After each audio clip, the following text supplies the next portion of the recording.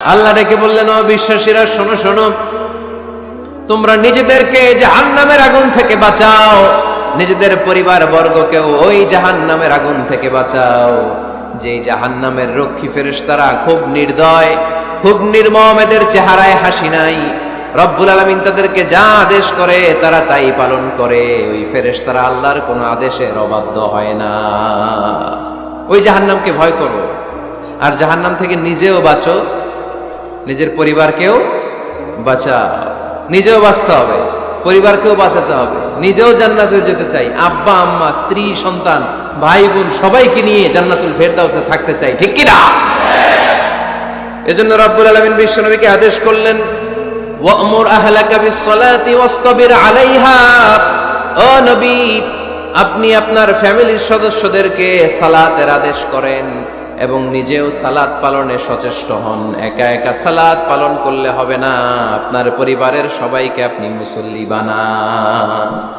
নিজেও সালাত পড়েন, সন্তানদেরকেও সালাত কায়েমকারী বানান। আপনি একা একা নামাজ পড়েন, আপনার ছেলে নামাজ পড়ে না, এরকম আছে না নাই? বাবা নামাজ পড়ে, মা নামাজ পড়ে না, আছে না নাই? ভাই নামাজ পড়ে, বোন নামাজ পড়ে না, আছে না নাই? আচ্ছা, আমি জান্নাতে থাকবো, আমার মা থাকবে জাহান্নামে, এটা ভাল লাগবে? আমি থাকবো জান্নাতে, আমার আব্বা জাহান্নামে, ভাল লাগবে কার কার? আমি থাকবো জান্নাতে, আমার ছেলে মেয়েগুলো জাহান্নামে। আমি জান্নাতের নাজ নিয়ামত ভোগ করবো, আমার স্ত্রী থাকবে জাহান্নামের আগুনে, এটা আমাদের ভালো লাগবে? এজন্য মুমিন পরিবারের সবাই আমরা জান্নাতে যেতে চাই। আমিও যাব, মা বাবাও যাবে, আমার স্ত্রী সন্তানরাও যাবে। এজন্য রব্বুল আলামিন বিশ্বনবীকে বললেন, নবী নিজেও জাহান্নামের আগুন থেকে বাঁচেন, আপনার পরিবার বর্গকেও জাহান্নামের আগুন থেকে বাঁচান। নিজেও বাঁচেন, পরিবারকেও বাঁচান। এজন্য মুসল্লি ভাইরা সাবধান, একা মুসল্লি হয়েন না। ইসলাম পালনকারীরা সাবধান, একা ইসলাম পালনকারী হবেন না। ফ্যামিলির সবাইরে মুসল্লি বানাইতে হবে, সবাই মিলে ইসলাম পালন করতে হবে, সবাই মিলে ঘরটার একটা জান্নাতের টুকরা বানাতে হবে, ঠিক কিনা? মুমিন জীবনে পরিবারের গুরুত্ব অনেক বেশি। ফ্যামিলি হচ্ছে এই পৃথিবীর সর্বপ্রথম ইনস্টিটিউশন, প্রতিষ্ঠান। এক একটা পরিবার এক একটা কি প্রতিষ্ঠান, ইনস্টিটিউশন। গোটা বিশ্বে যদি ইসলাম পালন নিষিদ্ধ হয়, আমার পরিবারে আমার ইসলাম পালনের সুযোগ আছে না নাই? কথা কি বুঝতেছেন? বাংলাদেশে ইসলাম পালন নিষিদ্ধ করে দেওয়া হলো, মসজিদে যাওয়া নিষিদ্ধ করে দেওয়া হলো, তাফসির মাহফিল নিষিদ্ধ করে দেওয়া হলো, জুমার খুতবা নিষিদ্ধ করা হলো, ইসলামের সব অনুশাসন পালনকে রাষ্ট্রীয়ভাবে নিষিদ্ধ করা হলো। কিন্তু আমার পরিবারের ভেতরে ইসলাম পালনের সুযোগ আছে না নাই? আমার বেডরুমের ভিতরে কেউ নিষিদ্ধ করতে পারবে কিছু? কথা বলেন। এজন্য গোটা বিশ্বেও যদি ইসলাম পালন নিষিদ্ধ হয়, আমার পরিবারে ইসলাম পালনের সুযোগ আছে না নাই? এজন্য পরিবার অনেক গুরুত্বপূর্ণ। মুমিন পরিবার এটা আল্লাহর পক্ষ থেকে নেয়ামত। আর মুমিন পরিবারে ভালোবাসার ভিত্তি হচ্ছে ঈমান। মুমিন না হলে মুমিন পরিবারের সদস্য হওয়া যায় না। নূহ আলাইহিস সালাম আল্লাহরে বললেন, আল্লাহ এই মহাপ্লাবনে আপনি আমার ছেলেকে মারবেন না। ইন্নাহু মিন ইবনি, নিশ্চয়ই এই ছেলেটা সে আমার সন্তান, আমার ঔরসজাত। আল্লাহ বললেন, না নূহ, তুমি ভুল বলেছো, সে তোমার সন্তান নয়। ঔরসজাত হলেই সন্তান হয় না, ঈমান আনা লাগে। চিল্লায় বলেন ঠিক কি না? নূহ আলাইহিস সালামের এই মহাপ্লাবন নূহ আলাইহিস সালামের সন্তান কানাআনকে রক্ষা করতে পারে নাই। এজন্য মুমিন পরিবারের ভালোবাসার ভিত্তি হচ্ছে ঈমান। আওয়াজ করে বলতে হবে, বিশ্বাসীদের পরিবারের ভালোবাসার ভিত্তি কি? আরো জোরে বলেন, ভিত্তি কি? ঈমান। এজন্য আমাদের পরিবারগুলো আমাদের জন্য রহমত, আমাদের পরিবারগুলো আমাদের জন্য আল্লাহ তাআলার পক্ষ থেকে মার্সি, ব্লেসিংস এন্ড বাউন্টিজ। এই পরিবারের বন্ধন যেন কখনো নষ্ট না হয়, আমরা যেন পারিবারিক সম্প্রীতি, ভালোবাসা কখনো নষ্ট না করি। এখন ওয়েস্টের ধাক্কায়, পাশ্চাত্যের কালচারের ধাক্কায় আমাদের পরিবারগুলো নষ্ট হতে শুরু করেছে, ঠিক কিনা? আপনি খেয়াল করে দেখবেন, পাশ্চাত্যে এখন পরিবারগুলোর খুব মারাত্মক অবস্থা, ভঙ্গুর পারিবারিক ব্যবস্থা। এদের পরিবার টেকে না, এরা তো বিয়েই করে না। এরা বিয়ের চেয়ে বেশি পছন্দ করে লিভ টুগেদার, আছে না নাই? বিয়ে করে না, লিভ টুগেদার পছন্দ করে, ফ্রি সেক্স, অবাধ যৌনাচার, হোমোসেক্সুয়ালিটি, সমকামিতা, ছেলেতে ছেলেতে বিয়ে, মেয়েতে মেয়েতে বিয়ে। বিয়ে যাক দুই একটা হয়, এগুলো 6 মাস 1 বছরের বেশি টিকে না। ডিভোর্সের সংখ্যা বেশি, ভ্রূণপাত, সন্তান হত্যা করার সংখ্যা বেশি, সুইসাইডের সংখ্যাও বেশি, ঠিক কিনা? রাইফেল একটা নিয়ে বের হয়ে রাস্তায় 4-5 জনকে শুট করে, পরে নিজের মাথায় নিজে গুলি করে নিজেও মরে যায়। কেন যে এগুলা করছে সে নিজেও জানে না। এরকম বিকৃত মস্তিষ্কের লোক পাশ্চাত্যে আছে না নাই? কারণ এদের পরিবার নাই, কারো বাবা আছে মা নাই, কারো মা আছে বাবা নাই। এজন্য পরিবারগুলো আল্লাহ তাআলার পক্ষ থেকে আমাদের জন্য নেয়ামত, অনেক বড় রহমত, অনেক বড় বরকত। এজন্য ইসলাম পরিবার গঠন করতে বলেছে, ইসলাম পরিবারকে সংরক্ষণ করতে বলেছে, ইসলাম এই ফ্যামিলি ইনস্টিটিউশনকে আরো শক্তিশালী করতে বলেছে। চিল্লায় বলেন ঠিক কিনা? এই কোরআনে পরিবার নিয়ে অনেক কথা, ফ্যামিলি ম্যাটার্স নিয়ে কোরআনে একটা সূরা আল্লাহ নাজিল করেছেন, সূরাতুত তালাক, অ্যাড্রেসিং দ্য ফ্যামিলি অ্যাফেয়ার্স। শুধু ফ্যামিলি রিলেটেড কথাই সূরাতুত তালাকে। আবার একটা পরিবার আল্লাহ তাআলার কাছে এতটাই প্রিয় ছিল, ওই পরিবারের নামে আল্লাহ কোরআনে একটা সূরাই দিয়ে দিয়েছেন, সূরাতু আলে ইমরান। ইমরানের পরিবারের নামে সূরা। সুবহানাল্লাহ পড়বেন না?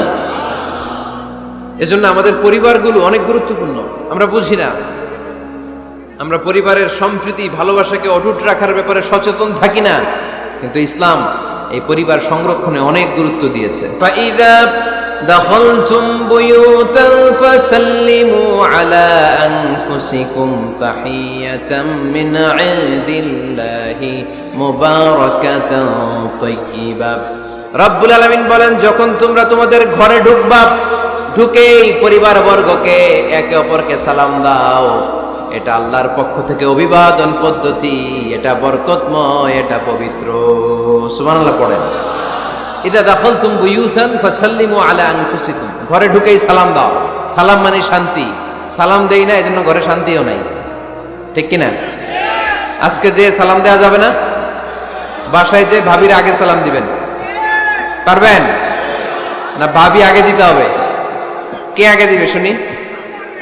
আপনি আগে। তুমি বিয়ে করছো নি? হ্যাঁ,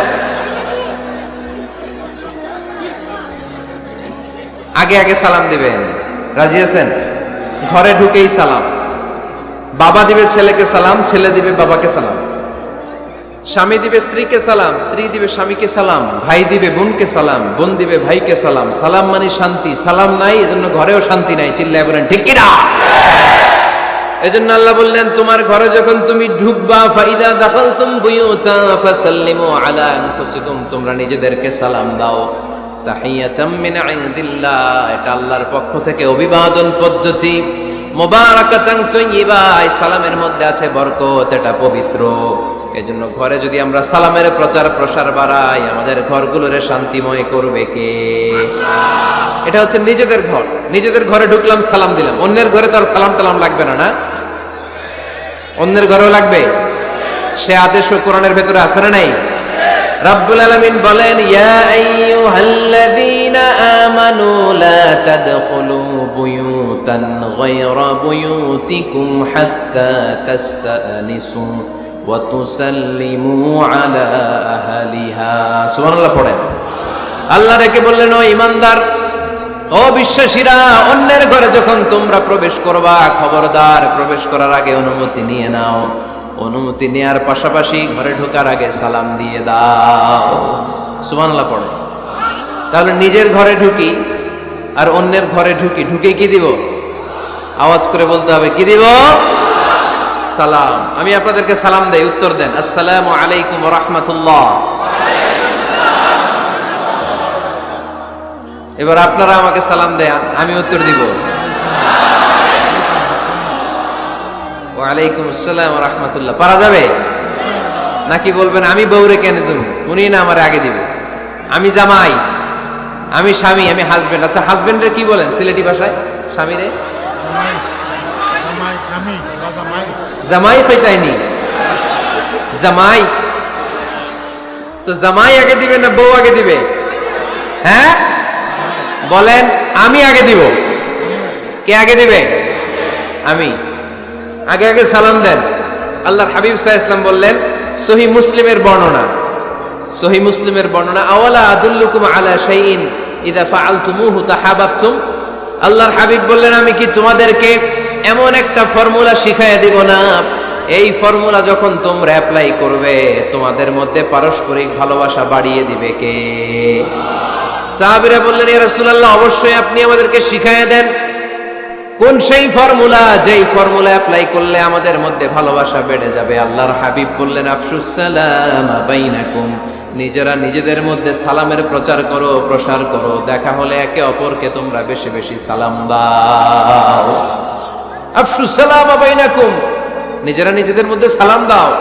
সালাম নাই ফলে ভালোবাসা নাই, সালাম নাই ফলে আমার ঘরে শান্তি নাই। তাহলে ঘরে শান্তি আনার এক নম্বর ফর্মুলা হচ্ছে সালাম। চিল্লায় বলতে হবে সোজানগরের ভাইরা, এক নম্বর ফর্মুলার নাম কি? সালাম।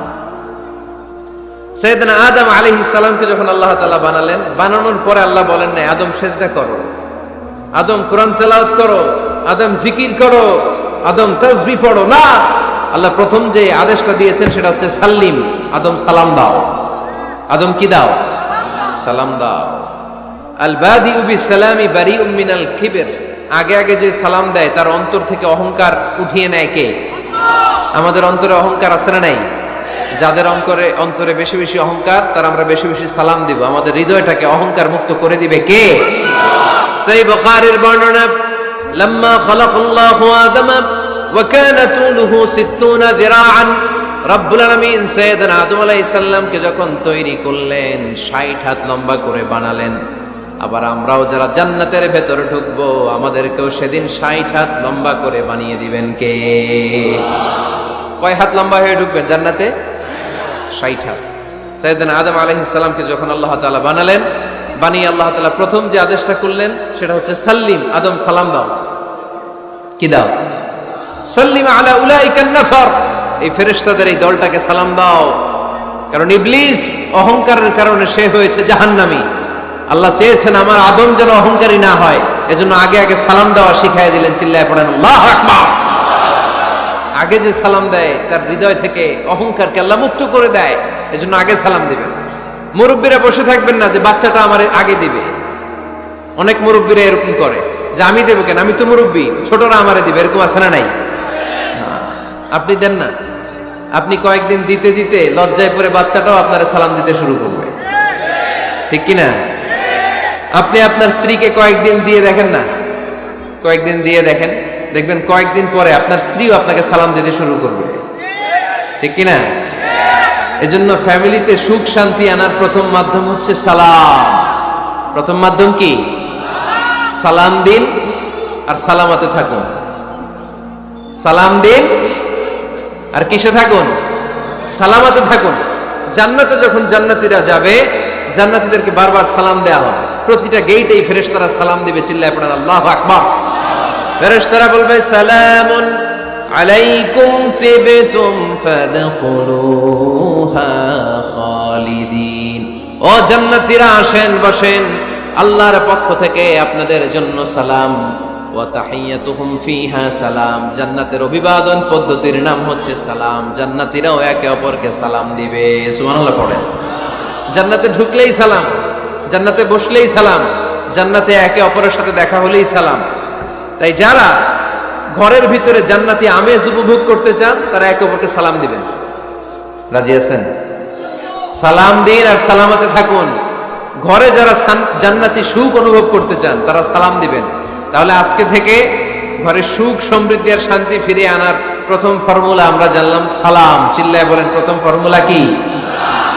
মনে থাকবে না ভুলে যাবেন? বাসায় যে আজকে সালাম দেয়া যাবে? সবাই পারবেন? মাশাআল্লাহ। 1 নম্বর পয়েন্ট শেষ। ঘরে শান্তি রাখার, রহমত রাখার 2 নম্বর পদ্ধতি হচ্ছে ঘরে ছবি টাঙিয়ে রাখবেন না। ছবি না, বিয়ের ছবি টাঙিয়ে রাখবেন না। মৃত আব্বা আম্মার ছবি বাধাই করে টাঙিয়ে রাখবেন না। নেতা নেত্রীর ছবিও টাঙিয়ে রাখা যাবে না, এটা নিষেধ। রহমতের ফেরেশতারা আসে না, ঘরে ঢুকে না। ইন্নাল মালাইকাতা লা তাদখুলু বাইতান ফীহি তামাসিল ওয়া সূরা, যে ঘরে মূর্তি আছে আর ছবি টাঙিয়ে রাখে ওই ঘরে রহমতের ফেরেশতা প্রবেশ করে না। তো ঘরে যে রহমত নাই, শান্তি নাই, আপনি রহমতের ফেরেশতা ঢুকার ব্যবস্থাই তো রাখেন নাই। এত রহমত নিয়ে আসতে চায় কিন্তু ঢুকতে পারেন না, ওই যে ছবি টাঙিয়ে রাখছেন। এজন্য সুজানগরের ভাইয়েরা, আমাদের সুজানগরে যদি কারো ঘরে বিয়ের ছবি, আব্বা আম্মার ছবি, ফ্যামিলি গ্রুপ ছবি বা নেতা নেত্রীর ছবি থাকে, আজকে খুলে ফেলা যাবে না? খুলে ফেলা যাবে মুসলমান? খুলে ফেলবেন। হ্যাঁ, আপনি ফ্যামিলি গ্রুপ ছবি রাখতে পারেন, আব্বা আম্মা ভাই বোন সবাই মিলে একটা গ্রুপ ছবি তুললে স্মৃতির জন্য রাখা যায়। এটা অ্যালবাম বন্দি করে রাখবেন, মাঝে মাঝে দেখবেন, দেখলে মৃত্যুর কথা স্মরণ হয়। আয় রে, 10 বছর আগের ছবিটা দেখলে কি কুচকুচে কালো দাড়ি ছিল আমার, এখন সাদা হয়ে গেছে, ঠিক কিনা? তখন বুঝবেন যে মৃত্যুর দিকে আমি এগিয়ে যাচ্ছি। এই দুনিয়াটা ক্ষণিকের, একটা ধোঁকা, একটা মরিচিকা, একটা লোভ আর লালসার পেছনে আমরা ছুটে বেড়াচ্ছি। ধোঁকা, আসল জীবন কবরের জীবন। আওয়াজ করে বলতে হবে, ঠিক কিনা? একদিন মাটির ভেতরে হবে ঘরে মন আমার, কেন বাঁধো দালান ঘর রে মন আমার, কেন বাঁধো দালান ঘর। প্রাণ পাখি উড়ে যাবে পিঞ্জর ছেড়ে,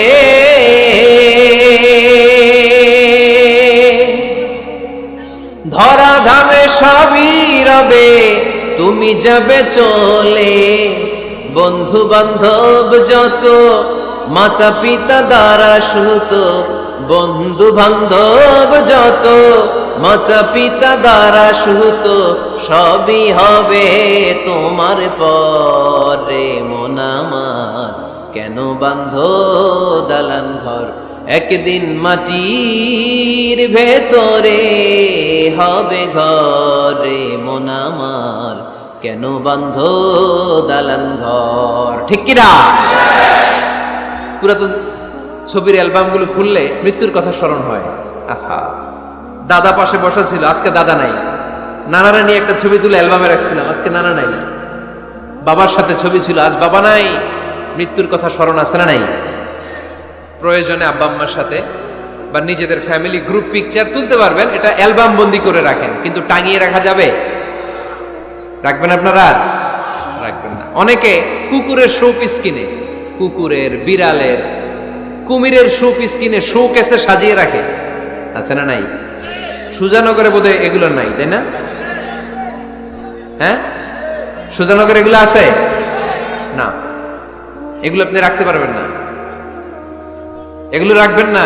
ইন্নাল মালাইকাতা লা তাদখুলু বাইতান ফিহি তামাসিল ওয়া সূরাহ, যেই ঘরে ছবি টাঙিয়ে রাখা হয়, মূর্তি সাজিয়ে রাখা হয়, আল্লাহর রহমতের ফেরেশতারা ওই ঘরে কঠিন কালেও প্রবেশ করে না। তবে ছোট্ট মেয়েদেরকে পুতুল কিনে দেয়া যায়। কাদেরকে কথা বলেন? ছোট্ট মেয়েদেরকে। দেখবেন ওরা পুতুলকে বাচ্চার মতো আদর করে, এটার দুধ খাওয়ায়, এটার জন্য রান্না করে, গোসল করায়, আছে না নাই? আম্মা জান আয়েশা রাদিয়াল্লাহু তাআলা আনহা পুতুল নিয়ে খেলা করতেন। নারীদের, ছোট্ট মেয়েদের জন্য এটা জায়েজ রাখা হয়েছে এই কারণে, কারণ কিছুদিন পরেই তারা মা হতে চলেছে, ঠিক কিনা? কেমন করে বাচ্চা কাচ্চা লালন পালন করবে, কেমন করে আমাদের আগামী প্রজন্মকে তারা গড়ে তুলবে, ওইটার একটা প্রশিক্ষণ খেলার মাধ্যমেই ছোটবেলায় যেন তাদের হয়ে যায়। এজন্য ছোট্ট মেয়েদের জন্য পুতুল দিয়ে খেলাকে শরিয়ত জায়েজ রেখেছে। চিল্লায় পড়েন সুবহানাল্লাহ। কত সুন্দর আমাদের ইসলাম, check and balance, check and balance. কিন্তু ছবি টাঙিয়ে রাখা যাবে না।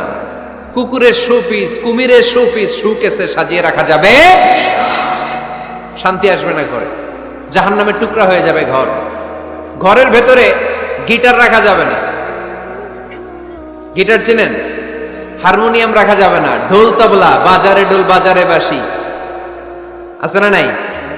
ঢোল রাখতে পারবেন না। বংশী বাজায় কে রে সখী, বংশী বাজায় কে, বংশী রাখা যাবে না। বংশী মানে বাঁশি। এই বাঁশি, ঢোল, তবলা, হারমোনিয়াম, গিটার, এগুলো যদি ঘরে থাকে রহমতের ফেরেশতা ঢুকে না।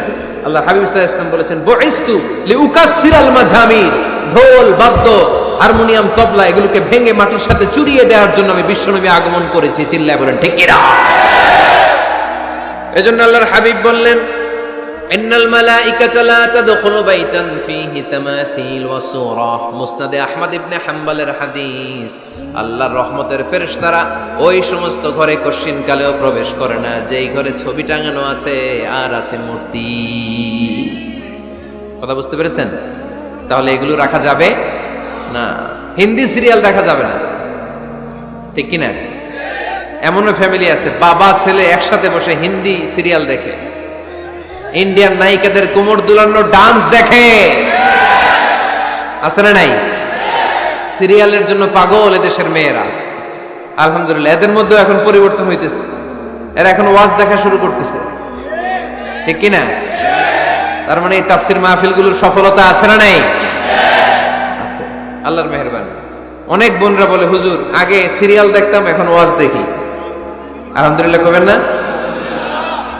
হিন্দি সিরিয়াল দেখবেন না, অশ্লীল নাটক দেখবেন না, আপনারা ইসলামিক প্রোগ্রামগুলো দেখবেন। রমাদানে অনেক ইসলামিক প্রোগ্রাম করে টেলিভিশন চ্যানেলগুলো, এগুলো দেখবেন। সৌদি আরবের সরাসরি লাইভ প্রোগ্রাম, এগুলো দেখবেন। জিওগ্রাফিক্যাল চ্যানেল আছে, দেখবেন। অ্যানিমেলস কিংডম দেখবেন, আফ্রিকার জাঙ্গালে কত ধরনের প্রাণী পাওয়া যায়, সাগরের অতল গহ্বরে কি ধরনের মাছ আল্লাহ সৃষ্টি করে রেখেছে, সি ওয়ার্ল্ড আমরা জানি না, সাগরের অতল গহ্বরের রাজ্য কেমন। অ্যানিমেলস কিংডম আর জিওগ্রাফিক্যাল চ্যানেল, এগুলো দেখবেন। টক শো দেখতে পারেন, নিউজ দেখতে পারেন। এমন প্রোগ্রামগুলো দেখেন যেগুলো শিক্ষণীয়, নিজেকে জ্ঞানী ও আলোকিত করে গড়ে তুলতে সহায়তা করে, এমন প্রোগ্রামগুলো দেখবেন। আওয়াজ করে বলেন ঠিক কিনা? ঘরে মাঝে মাঝে নামাজ পড়বেন, ঘরে মাঝে মাঝে কি করবেন? সহিহ মুসলিমের হাদিস, আল্লাহ রাসূল সাল্লাল্লাহু আলাইহি ওয়াসাল্লাম বলেছেন, তোমরা মসজিদে ফরজ নামাজের পরে ঘরের জন্য কিছু সুন্নাহ আর নফল নামাজ রেখে দিও, কারণ যারা সুন্নাহ আর নফল নামাজ ঘরে পড়ে আল্লাহ তাআলা তাদের ঘরটাকে বরকত দিয়ে পূর্ণ করে দেয়। বৃষ্টি যদি হয়, কখনো বৃষ্টি, বাইরে প্রচন্ড বৃষ্টি, আপনি জামাত ধরার জন্য মসজিদে যেতে পারতেছেন না, তখন ঘরের সবাইরে নিয়ে আপনি জামাতের ইমাম হবেন। দরকার আছে না নাই? আপনি ইমাম, আপনার ছেলেরা পেছনে, মেয়েরা পেছনে, নারী পুরুষ একই কাতারে দাঁড়াতে পারে না, তো আপনি ইমাম, পেছনে আপনার ছেলেরা, এর পরের কাতারে আপনার মেয়েরা আর আপনার স্ত্রীরা। পারা যাবে না? ছেলে মেয়ে যদি না থাকে, হুজুর আমি আর সে টোনাটুনি সংসার, তাহলে টোনা দাঁড়াবে সামনে, টুনি দাঁড়াবে পেছনে, একসাথে দাঁড়ানো যাবে? আমি আর আজকে সভাপতি লিয়াকত ভাই দুজনে মিলে যদি জামাত করি, একসাথে দাঁড়ানো যাবে। আমি এদিকে, লিয়াকত ভাই আমার ডানে, ঠিক কিনা? কিন্তু টোনাটুনি যদি দাঁড়ায়, টোনা দাঁড়াবে সামনে, টুনি দাঁড়াবে বরাবর পিছনে। মাসালা বুঝতে পেরেছেন? The family that prays together stays together. যে ফ্যামিলি একসাথে নামাজ পড়ে, ওই ফ্যামিলি টিকে থাকে বহুদিন, ঠিক কিনা? I repeat, the family that prays together stays together. যে পরিবার একসাথে সালাত আদায় করে ঘরে, এই পরিবারগুলো ভাঙে না। এই পরিবারের ডিভোর্সের কথা শুনবেন না, এই পরিবারে আছে শুধু শান্তি আর শান্তি। চিল্লায় বলেন ঠিক কিনা? একসাথে খাবার খান। কিভাবে খাবার খাবেন? একসাথে বসে খাবার খান। যদি একান্নবর্তী ফ্যামিলি হয়, ভাই বোন আত্মীয় স্বজন একসাথে, নারী পুরুষ দেখা দেয়া জায়েজ নেই, তখন ছেলেরা একসাথে খান। ছেলেদের পর্ব শেষ হলে মেয়েরা একসাথে খান। একসাথে খেলে, খাবার শেয়ার করলে বরকত আছে না নাই? সামান্য একটু খাবার আপনি আপনার ছেলের পাতে তুলে দেন, আপনার ছেলে আপনার পাতে তুলে দিবে, বরকত বাড়ায় দিবে কে? একসাথে ইফতারি করবেন, আলাদা আলাদা ইফতারি করবেন না। একসাথে ইফতারি করলে বরকত দেয় কে? আল্লাহর হাবিব সাল্লাল্লাহু আলাইহি ওয়াসাল্লাম বললেন, কেউ যদি কাউকে ইফতারি করায়, তাহলে রোজাদারের যত সওয়াব, যিনি ইফতারি করালো তারও তত সওয়াব। সাহাবারা বললেন, আমাদের তো এত সম্পদ নাই যে মানুষকে ইফতারি করাবো। আল্লাহর হাবিব সাল্লাল্লাহু আলাইহি ওয়াসাল্লাম বললেন, ওয়ালাউ বিতামরা, একটা খেজুর দিয়েও যদি করাও এই সওয়াব পাবা। ওয়ালাউ বিআযকাতি লাবান, এক ঢোক দুধ দিয়েও যদি করাও। ওয়ালাউ বিশারবাতি মা, এক ঢোক পানি দিয়েও যদি করাও, এই সওয়াব পাবা।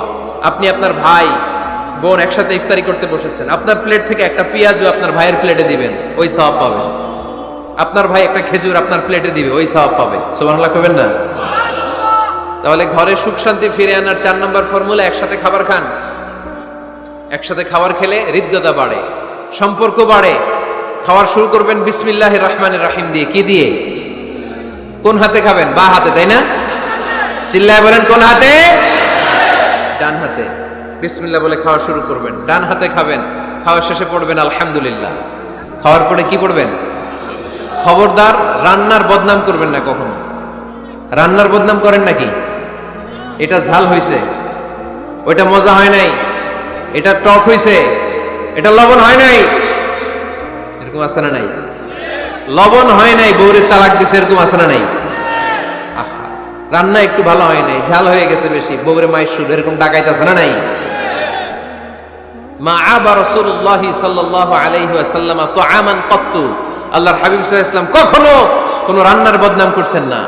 ইনিশতাহাহু আকালাহু, বুখারীর বর্ণনা। ভাল লাগলে খেতেন, ভাল লাগতেছে আরো খেতেন, আরো খেতেন। ও ইন কারিহাহু তারাকা, ভালো না লাগলে রেখে দিতেন, ওর দিকে তাকাইতেন না। কিন্তু কখনো বলেন নাই লবণ হয় নাই, কখনো বলেন নাই ঝাল বেশি হয়েছে, কখনো বলেন নাই রান্নাটা মজা হয় নাই। সুবহানাল্লাহ পড়বেন না? কি রাসূল ছিলেন আমার। এজন্য রান্নার বদনাম করবেন না, একসাথে মিলেমিশে খান, বরকত বাড়ায় দিবে কে? চারটা গেল। 5 নাম্বার, ঘরে কোরআন তেলাওয়াত করুন। কি তেলাওয়াত? কোরআন তেলাওয়াত নাই, ঘরে তেলাওয়াত নাই, ফজরের পরে তেলাওয়াত নাই, সব ঘুম আর ঘুম, আছে না নাই? তো রহমত বরকত ঢুকবে কেমনে? ঘরে কোরআন তেলাওয়াত করুন। হাজবেন্ড তার ওয়াইফকে কোরআন তেলাওয়াত শোনাবে, ওয়াইফ তার হাজবেন্ডকে শোনাবে, বাবা তার সন্তানকে শোনাবেন, সন্তান বাবাকে শোনাবেন। প্রতি মাসের জন্য একটা সূরাকে নির্ধারণ করুন যে আমরা সবাই মিলে এই মাসে এই সূরাটা মুখস্থ করব। পারা যাবে? আওয়াজ করে বলেন তো, সূরাতুদ দোহা এটা কি খুব বড় সূরা? কথা কয় না। সূরাতুদ দোহা কি বড় সূরা না ছোট সূরা? তো এক মাসে কি এই সূরাটা মুখস্থ করা যাবে না? কথা বলে। ওয়াত্তিনি ওয়াজ-যাইতুন ওয়া তুরি সিনিন, এটা কি বড় সূরা? এক মাসে পারা যাবে না? প্রতি মাসের জন্য একটা করে সূরা নির্ধারণ করুন। 12 মাসে তাহলে কয় সূরা? 12 সূরা।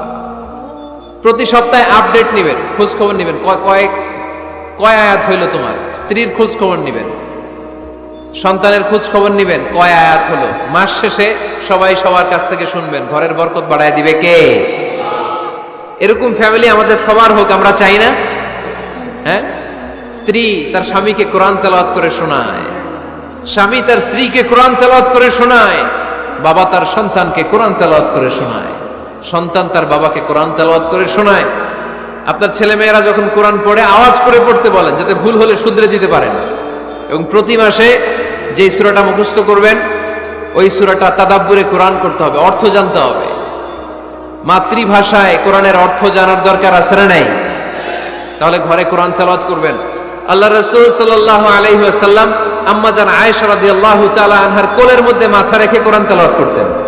স্ত্রীর কোলে মাথা রেখে কোরআন তেলাওয়াত করবেন, পারবেন না? কষ্ট হবে? স্ত্রীর কোলে মাথা রেখে কোরআন তেলাওয়াত করবেন, এটা সুন্নাহ। আল্লাহ রাসূল সাল্লাল্লাহু আলাইহি ওয়াসাল্লাম আম্মা জান আয়েশা রাদিয়াল্লাহু তাআলা আনহার কোলে মাথা রেখে কোরআন তেলাওয়াত করতেন। আম্মা জান আয়েশা রাদিয়াল্লাহু তাআলা আনহা বলেন, কানা রাসূলুল্লাহি সাল্লাল্লাহু আলাইহি ওয়াসাল্লাম ইয়াকরাউল কুরআন ওয়া রা'সুহু ফি হাজরি ওয়া আনা হায়েদ। আমার মাসিক চলা অবস্থায়, মেনস্ট্রুয়েশনাল পিরিয়ড চলা অবস্থায় আমার কোলে মাথা রেখে বিশ্বনবী কোরআন তেলাওয়াত করেছেন, আর আমি শুনেছি। চিল্লায় পড়েন সুবহানাল্লাহ। ঘরে শান্তি নাই, কারণ কোরআন তেলাওয়াত নাই। তো কোরআনের তেলাওয়াতও নাই, শান্তিও নাই। আল্লাহর হাবিব সাল্লাল্লাহু আলাইহি ওয়াসাল্লাম বলেছেন, সহিহ মুসলিমের হাদিস, লা তাজআলু বুয়ুতাকুম মাকাবিরা, তোমরা তোমাদের ঘরটারে গোরস্থান বানিয়ে রেখো না। ফা ইন্না শাইতানা ইয়ানফিরু মিনাল বাইতিল্লাযী তুকরাউ ফীহি সূরাতুল বাকারা, কারণ শয়তান ওই ঘর থেকে দৌড়ে পালায় যেই ঘরে সূরাতুল বাকারা তেলাওয়াত করা হয়। সুবহানাল্লাহ পড়েন। এজন্য ঘর উদ্বোধনের সময় কোন সূরা পড়তে হয়? সূরা বাকারা। চিল্লায় পড়েন কোন সূরা? আওয়াজ করে পড়েন কোন সূরা? নতুন ঘর করছেন, নতুন দোকান করছেন, নতুন ফ্ল্যাট কিনেছেন, কোন সূরা পড়বেন? সূরাতুল বাকারা। শয়তান ওই ঘরে থাকে না। সহিহ মুসলিমের আরেকটা হাদিসে আল্লাহ রাসূল সাল্লাল্লাহু আলাইহি ওয়াসাল্লাম বলেছেন, ইকরাউ সূরাতাল বাকারা, তোমরা সূরা বাকারা তেলাওয়াত করো। ফা ইন্না আখযাহা বারাকা, যে সূরা বাকারা পড়ে আল্লাহ তাআলা ওই ঘরটায় বরকত দেয়। ওয়া তারকাহা হাসারা, আর যে সূরা বাকারা পড়ে না সে খালি আফসোস করে। ওয়ালা ইস্তাতিউহাল বাতালা, কোন জিন, কোন পেতনি, কোন ব্ল্যাক ম্যাজিক, কোন জাদু টুনা বান ওই ঘরের কোন সদস্যকে কোনো ক্ষতি করতে পারে না। আবার সূরা বাকারায় একটা আয়াত আছে, কোরআনের সর্বশ্রেষ্ঠ আয়াত। বলেন তো আয়াতটার নাম কি? আওয়াজ করে বলেন কোন আয়াত? আল্লাহর হাবিব সাল্লাল্লাহু আলাইহি ওয়াসাল্লাম বললেন, মান কারা আয়াতাল কুরসি দুবুরা কুল্লি সালাতিন মাকতুবা, প্রত্যেক ফরজ সালাতের পরে যে ব্যক্তি আয়াতুল কুরসি পড়বে তার জান্নাতে যাওয়ার ব্যাপারে আর কোনো বাধা থাকবে না। একটা মাত্র বাধা ছাড়া, সেটা হচ্ছে মরণ। লোকটা মরে না তাই জান্নাতে যায় না, মরলেই জান্নাতি। আওয়াজ করে পড়েন আল্লাহু আকবার। ধর্মপ্রাণ, ধর্মপ্রাণ, আমরা বড়ই ধর্মপ্রাণ, নামাজ রোজার কিছু নাই, ভুলেও ধরি না কোরআন। ধর্মপ্রাণ, রোজ সকালে শুনতাম আগে আল কোরআনের বাণী রে, আল কোরআনের বাণী। এখন শুনি সারে গামার দীপ্ত ফ্যানফ্যানানি। রোজ সকালে শুনতাম আগে আল কোরআনের বাণী রে, আল কোরআনের বাণী। এখন শুনি সারে গামার দীপ্ত ফ্যানফ্যানানি। ধর্মপ্রাণ মুসলমান আজকাল হয়েছে মডার্ন। ধর্মপ্রাণ ধর্মপ্রাণ আমরা বড়ই ধর্মপ্রাণ। নামাজ রোজার কিছু নাই, ভুলেও ধরি না কোরআন। ধর্মপ্রাণ ঠিক না? প্রতিদিন কোরআন শিখায় যে তার পকেট যায় ফাঁকা রে, তার পকেট যায় ফাঁকা। সপ্তাহে 2 দিন গান শিখায় যে নেয় তো 1000 টাকা। ধর্মপ্রাণ মুসলমান আজকাল হয়েছে মডার্ন। ধর্মপ্রাণ ধর্মপ্রাণ আমরা বড়ই ধর্মপ্রাণ। নামাজ রোজার কিছু নাই, ভুলেও ধরি না কোরআন। ধর্মপ্রাণ। এরকম ধর্মপ্রাণ আমরা কেউ হতে চাই? প্রতিদিন ফজরের পরে আমার ঘর থেকে কোরআন তেলাওয়াত হোক, আমরা চাই কি চাই না? মাঝে মাঝে ফ্যামিলি ট্যুরে যান। কুল সিরু ফিল আরদ সুম্মা আনজুরু কাইফা কানা আকিবাতুল মুকাজ্জিবিন। জমিনে ঘুরে বেড়াও আর দেখো মিথ্যাবাদীরা পৃথিবীতে কি করেছে আর তাদের সাথে আমি কি আচরণ করেছি, ঠিক কি না? সুযোগ হলে মিশরে যান, ফেরাউনের লাশ দেখে আসেন। কারুনের বাড়িতে যান, ধ্বংসস্তূপ দেখে আসেন। পারলে জর্ডানে যান, মৃত সাগর দেখে আসেন। সমকামিতার কারণে লূত আলাইহিস সালামের কওমের লোকদেরকে আল্লাহ জমিন থেকে উঠি একটা আঘাত করেছেন জমিনে। ফাজআলনা আলিয়াহা সাফিলাহা, জমিনের উপরের মাটিকে আমি নিচে ঢুকিয়েছি, নিচের মাটিকে আমি উপরে ঢুকিয়েছি। উপর থেকে শিলা আর প্রস্তর বৃষ্টি নাজিল করে পুরো জমিনটারে আমি মেসাকার করে দিয়েছি। ওইখানে এখন ডেড সি, লোহিত সাগর, মৃত সাগর। ওখানে কোনো মাছ জন্মায় না, কোনো কাঁকড়া জন্মায় না, ব্যাঙ জন্মায় না, কিচ্ছু জন্মায় না। লবণের ডেনসিটি, ঘনত্ব এত বেশি, ওখানে কোনো মানুষ ডুবেও না। গজবের জায়গা। সুযোগ হলে দেখে আসেন। টাকা পয়সা ভালো থাকলে সময় হলে প্রায় ফ্যামিলি মেম্বারদেরকে নিয়ে উমরায় যান। কই যাবেন? উমরায় যান। নবদম্পতি যারা বা রিসেন্টলি তোমরা যারা বিয়ে করতে যাচ্ছ, you are going to be a new couple, পারলে তোমাদের হানিমুনটা উমরায় সেরে ফেলো। পারা যাবে না? স্বামী স্ত্রী 2 জনে মিলে মক্কায় চলে যাও। আল্লাহর ইবাদত, আল্লাহর ঘরে সিজদা দিয়ে নতুন জীবনটাকে নতুন ভাবে শুরু করো। বরকত দিবে কে? তাহলে ঘরে বা ফ্যামিলিতে সুখ সমৃদ্ধি নিয়ে আসার 6 নাম্বার মাধ্যম হচ্ছে আউটিং এ যাওয়া, মাঝে মাঝে বেড়াতে যাওয়া। আল্লাহ রাসূল সাল্লাল্লাহু আলাইহি ওয়াসাল্লাম বেড়াতে যেতেন, সফরে স্ত্রীদেরকে নিয়ে যেতেন। সহিহ বুখারীর বর্ণনা, কানা রাসূলুল্লাহ সাল্লাল্লাহু আলাইহি ওয়াসাল্লাম ইযা আরাদা সাফারান আকরা বাইনা আজওয়াজিহি। আল্লাহ রাসূল সফর করলে কোন স্ত্রীকে নিয়ে যাবেন তিনি স্ত্রীদের নাম লিখে লটারি করতেন। সুবহানাল্লাহ নাই? কি করতেন? কোরআ, আরবিতে বলে কোরআ, বাংলায় বলে লটারি। এই লটারি জায়েজ, এই লটারি জায়েজ আছে। স্ত্রীদের নাম লিখে কোরআ করতেন, লটারি। যার নাম আসতো তাকে নিয়ে আল্লাহর হাবিব সাল্লাল্লাহু আলাইহি ওয়াসাল্লাম সফরে বেরিয়ে যেতেন। সফরে স্ত্রীদের সাথে দৌড়াদৌড়ি করতেন। সুবহানাল্লাহ পড়বেন না? আম্মা জান আয়েশা রাদিয়াল্লাহু তাআলা আনহাকে আল্লাহর হাবিব সাল্লাল্লাহু আলাইহি ওয়াসাল্লাম এত ভালোবাসতেন, আল্লাহর হাবিব সাল্লাল্লাহু আলাইহি ওয়াসাল্লাম বলতেন, আয়েশা চলো দৌড়াদৌড়ি করি। ওই যে দেখা যায় খেজুর গাছ, চলো কে কার আগে যেতে পারে। 2 জন দৌড়ালেন। বিয়ের প্রথম দিকে আম্মা জান আয়েশা রাদিয়াল্লাহু তাআলা আনহা ফার্স্ট হয়ে গেলেন, কারণ তখন তিনি চিকন ছিলেন, এত মোটা ছিলেন না। আবার অনেক বছর পরে আরেক সফরে যখন আম্মা জান আয়েশা সফরে লটারিতে নাম আসলো, ওই সফরে আবার আল্লাহর হাবিব সাল্লাল্লাহু আলাইহি ওয়াসাল্লাম বললেন, আয়েশা চলো আজকেও দৌড়াদৌড়ি করি। 2 জন দৌড় দিলেন। এবার আর আম্মা জান আয়েশা রাদিয়াল্লাহু তাআলা আনহা জিততে পারলেন না, যেহেতু মোটা হয়ে গেছেন। আল্লাহ রাসূল সাল্লাল্লাহু আলাইহি ওয়াসাল্লাম দৌড়ে গাছ ধরে ফার্স্ট হয়ে গেলেন। সুবহানাল্লাহ পড়েন। আম্মা জান আয়েশা এবার রাগ করে বসে আছেন। আল্লাহর হাবিব সাল্লাল্লাহু আলাইহি ওয়াসাল্লাম বললেন, হাদিহি সাবকাতু বিতিলক, ওই যে কয়েক বছর আগে আয়েশা একদিন রাতে তুমি আমারে হারায় দিছিলা, আজকে তোমারে হারাইয়া ওটার প্রতিশোধ তুলে নিলাম।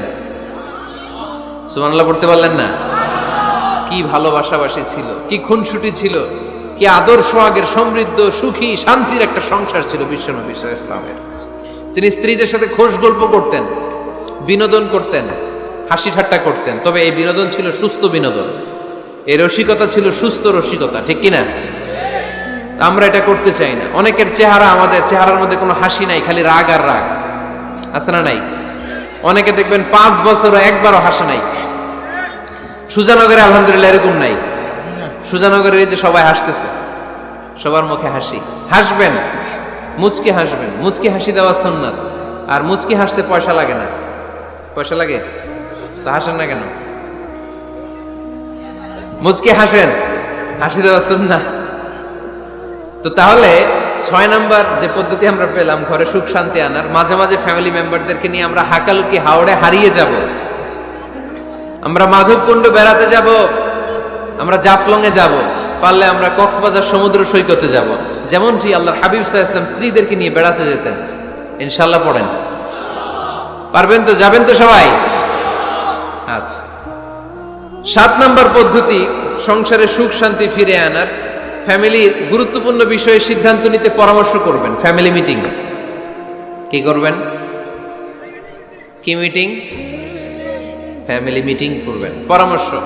এক্ষেত্রে স্ত্রী, সন্তান, ভাই, বোন, আব্বা আম্মা সবার পরামর্শ নেবেন। অনেকে আছে কারো কথা শোনে না, মনে যা চায় তাই করে, আছে না নাই? পরে আফসোস করে, পরে হাই হাই করে। কারণ যারা পরামর্শ করে এরা কোনোদিন হাই হাই করা লাগে না। চিল্লায় বলেন ঠিক কিনা? এজন্য আল্লাহ বললেন ওয়াশাবিরহুম ফিল আমরি ফাইদা আযামতা ফাতাওয়াক্কাল আলাল্লাহ। গুরুত্বপূর্ণ বিষয়ে সিদ্ধান্ত নেবার আগে তোমরা পরামর্শ করে নাও। যখন তোমরা পরামর্শ করে সঠিক সিদ্ধান্তে উপনীত হয়ে যাবে, তখন তাওয়াক্কুল করবা একজনের উপর, তিনি কে? সিদ্ধান্ত যখন নিয়ে ফেলবেন আল্লাহর উপর তাওয়াক্কুল করবেন। এজন্য পরামর্শের কোনো বিকল্প নাই। পরামর্শ নেবেন, স্ত্রীদেরও পরামর্শ নেবেন। অনেকে বলে আরে মেয়ে মানুষ কি পরামর্শ নেবে, আমি তো সব জানি। এরকম আছে না নাই? না, অনেক সময় নারীদের পরামর্শ কাজে লাগে। আমাদের বোনদের মাথায় ভালো ভালো বুদ্ধি আছে না নাই? বুদ্ধি আছে। আপনারা হুদাইবিয়ার সন্ধির নাম শুনেছেন? কত হিজরিতে? 6ষ্ঠ হিজরিতে 1400 সাহাবা আল্লাহ রাসূল সাল্লাল্লাহু আলাইহি ওয়াসাল্লামকে নিয়ে উমরা করার জন্য গেল, কিন্তু কাফেররা মক্কায় ঢুকতে দিবে না। তখন একটা সন্ধি হলো যে এই বছর আমরা ফিরে যাব। আল্লাহর হাবিব সাল্লাল্লাহু আলাইহি ওয়াসাল্লাম ওই সন্ধিতে রাজি হলেন। আংটির মধ্যে মুহাম্মদ রাসূলুল্লাহ সিল মারলেন, রাজি। কিন্তু সাহাবারা রাজি না। সাহাবারা বললেন ইয়া রাসূলুল্লাহ, এত কষ্ট করে 1400 সাহাবা উমরা করার জন্য এসেছি, উমরা না করেই আমরা ফিরে যাব, আমরা যাব না। আল্লাহ হাবিব সাল্লাল্লাহু আলাইহি ওয়াসাল্লাম এদেরকে আদেশ করলেন কুমু ওয়ানহারু, যেহেতু সন্ধি হয়েছে আমি সন্ধি ভঙ্গ করতে পারবো না, সন্ধির নিয়ম অনুযায়ী এবছর আমরা ফিরে যাব, আমরা উমরা করব না। আর যেহেতু আমরা পশু নিয়ে এসেছি, সবাই পশু জবাই করো, মাথার চুল হালাক করে হালাল হয়ে যাও। কিন্তু কেউ কথা শোনে না, কেউ কথা শোনে না। 1400 সাহাবা বসে আছে। আল্লাহ রাসূল সাল্লাল্লাহু আলাইহি ওয়াসাল্লাম ধমক দিয়ে আদেশ করলেন কুমু ওয়ানহারু, দাঁড়াও, পশুগুলোকে জবাই করো, মাথার চুল ফেলে দিয়ে হালাল হয়ে যাও। কেউ কথা শোনে না। আবার বললেন কুমু ওয়ানহারু, 1400 সাহাবা, কেউ শোনে না। আল্লাহর হাবিব সাল্লাল্লাহু আলাইহি ওয়াসাল্লাম এত বিব্রতকর পরিস্থিতিতে কখনো পড়েন নাই, কোনোদিন না। মনটা খারাপ করে আল্লাহ রাসূল সাল্লাল্লাহু আলাইহি ওয়াসাল্লাম তাঁবুর ভিতরে ঢুকে গেলেন। ওই সফরে লটারিতে নাম এসেছিল উম্মে সালামা রাদিয়াল্লাহু তাআলা আনহা। সুবহানাল্লাহ পড়বেন না? উম্মে সালামা রাদিয়াল্লাহু তাআলা আনহা আমাদের আম্মা জান, আল্লাহ রাসূল সাল্লাল্লাহু আলাইহি ওয়াসাল্লামের স্ত্রী। বিষ্ণু নবী সাল্লাল্লাহু আলাইহি ওয়াসাল্লামকে চিন্তিত আর বিমর্ষ দেখে জিজ্ঞেস করলেন ইয়া রাসূলুল্লাহ, কি সমস্যা? আল্লাহর হাবিব সাল্লাল্লাহু আলাইহি ওয়াসাল্লাম পুরো ঘটনাটা খুলে বললেন। খুলে বলার পরে এবার উম্মে সালামা বললেন ইয়া রাসূলুল্লাহ, আমার মাথায় এক বুদ্ধি আছে। আমার মাথায় কি আছে? এক বুদ্ধি আছে, আপনি চাইলে এটা আমল করতে পারেন। আল্লাহর হাবিব সাল্লাল্লাহু আলাইহি ওয়াসাল্লাম বললেন কি বুদ্ধি আছে তোমার মাথায়, বলো। উম্মে সালামা রাদিয়াল্লাহু তাআলা আনহা বললেন ইয়া রাসূলুল্লাহ সাল্লাল্লাহু আলাইহি ওয়াসাল্লাম, আপনি কারোর সাথে কথা বলবেন না, কাউকে আদেশ করবেন না, আপনি নিজে ঘর থেকে এখন বের হয়ে যাবেন, নিজেই আপনার উটটাকে আপনি নহর করে ফেলবেন, মানে জবাই করে ফেলবেন। এরপর আপনার চুল যে সাহাবা সব সময় কেটে দেয় তাকে আদেশ করবেন আপনার চুল ফেলে দেওয়ার জন্য, বাকিটা কি হয় নিজেই দেখবেন। সুবহানাল্লাহ পড়বেন না?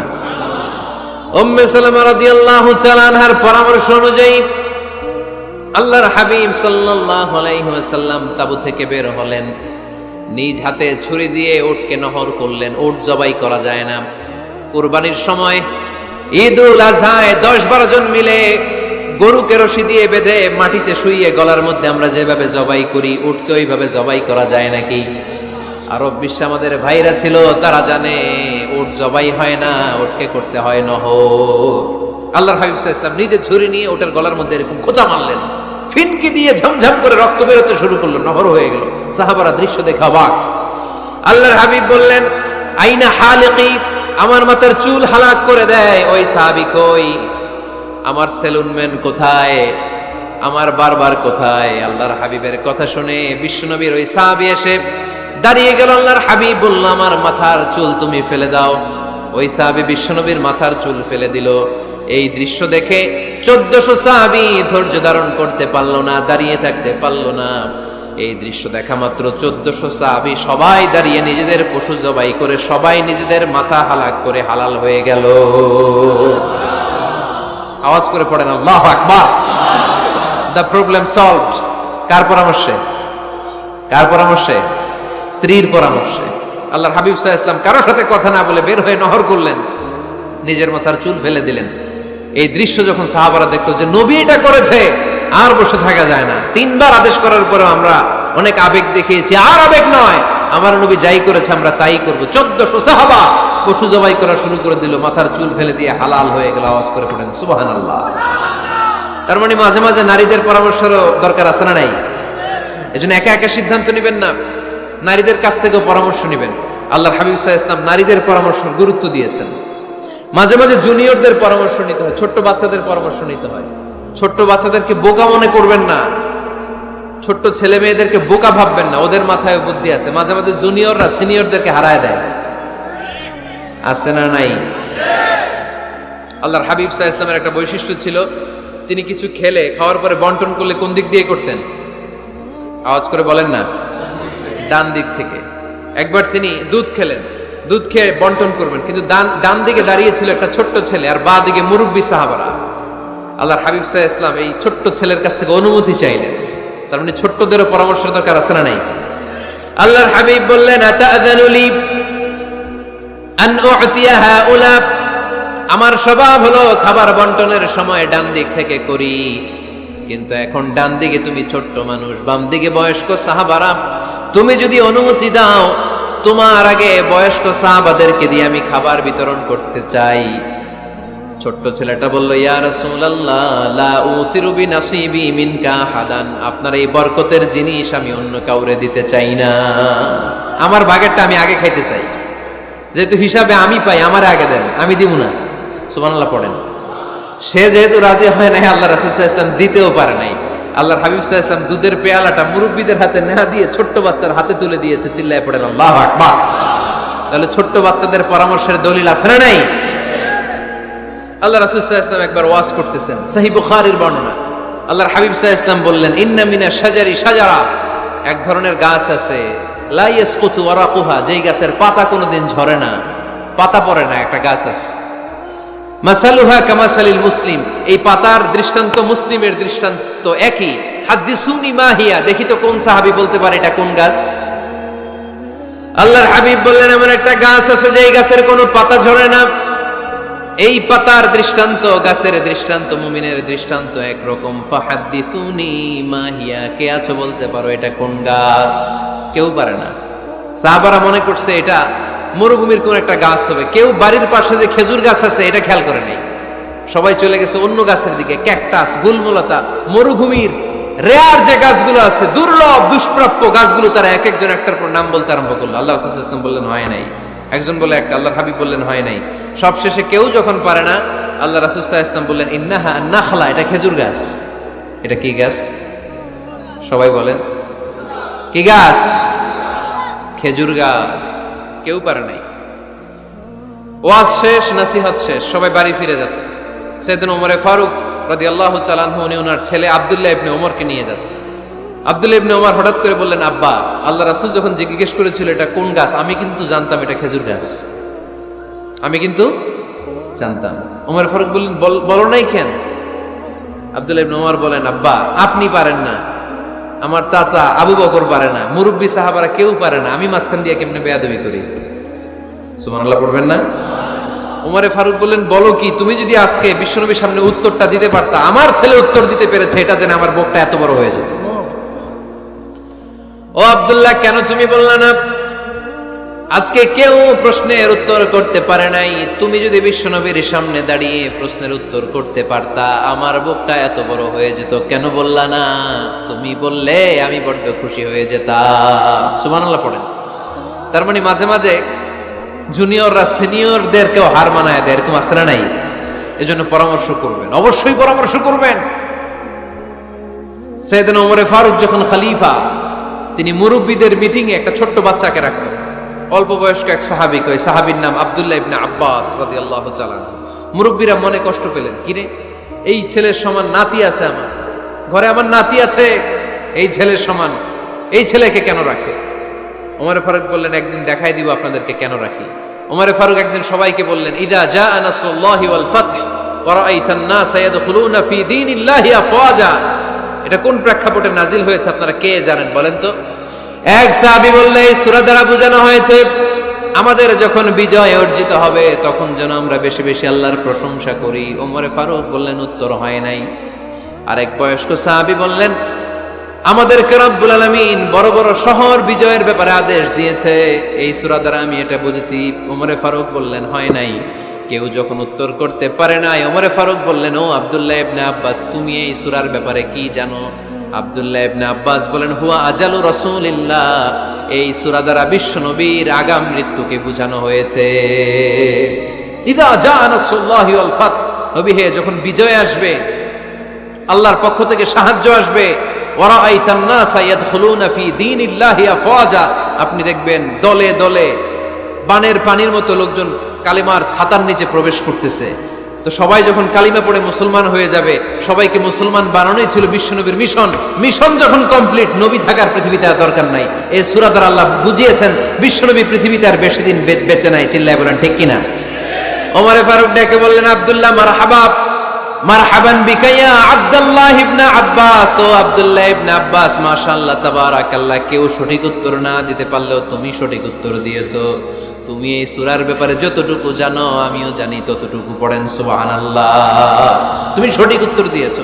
এই হাদিসগুলো প্রমাণ করে মাঝে মাঝে জুনিয়ররা সিনিয়রদেরকেও হারিয়ে দেয়। চিল্লায় বলেন ঠিক কিনা? এজন্য মাঝে মাঝে বাচ্চা ছেলেদেরও পরামর্শের দরকার আছে না নাই? ঘরে সুখ নাই, শান্তি নাই, কারণ পরামর্শ করেন না তো। আব্বা আম্মার পরামর্শ নেন, স্ত্রীদের পরামর্শ নেন, ছেলে মেয়েদের পরামর্শ নেন। গুরুত্বপূর্ণ সিদ্ধান্ত নেওয়ার আগে পরামর্শ করে সিদ্ধান্তগুলো নেওয়ার দরকার আছে না নাই? পরামর্শ করে ফ্যামিলি মিটিং এ যদি আমরা সিদ্ধান্ত নেই, ওই সিদ্ধান্তে বরকত দিবে কে? আওয়াজ করে বলেন, ওই ঘরটারে বরকতময় করে কে? কয়টা গেল? 7টা। 8 নাম্বার হচ্ছে, প্রত্যেকটা ঘরে এক একটা পারিবারিক পাঠাগার গড়া চাই। একটা শোকেস বানাবেন, ওখানে ইসলামী বইগুলো রাখবেন, ইসলামী সাহিত্যগুলো রাখবেন, তাফসিরগুলো রাখবেন, হাদিসের বইগুলো রাখবেন। একটা পারিবারিক পাঠাগারের দরকার আছে না নাই? কোরআনের প্রথম আয়াত হয়েছে পড়ো। কোরআনের প্রথম আয়াত কি? আল কোরআনের প্রথম বাণী পড়ো, আল হাদিসে নবীর কথা পড়ো। আল কোরআনের প্রথম বাণী পড়ো, আল হাদিসে নবীর কথা পড়ো। পড়ে পড়ে শেখো, শিখে শিখে তুমি তোমার নিজের জীবন গড়ো। পড়েন আমিন। কোরআনের প্রথম কথা কি? ইকরা, পড়ো। কোরআনের প্রথম কথা কি? ইকরা বিসমি রাব্বিকাল্লাযী খলাক, খলাকাল ইনসানা মিন আলাক।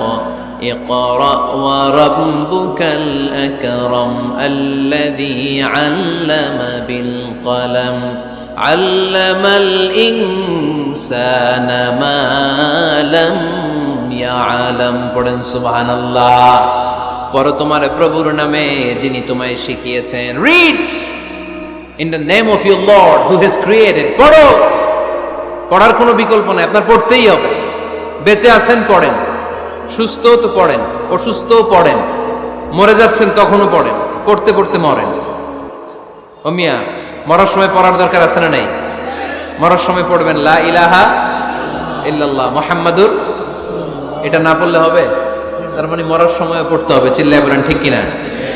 তাহলে সুখী, সমৃদ্ধ, আলোকিত একটা পরিবার গড়ার 8 নম্বর পয়েন্ট হচ্ছে একটা ফ্যামিলি লাইব্রেরি। প্রত্যেকটা ঘরে একটা পাঠাগার থাকা চাই।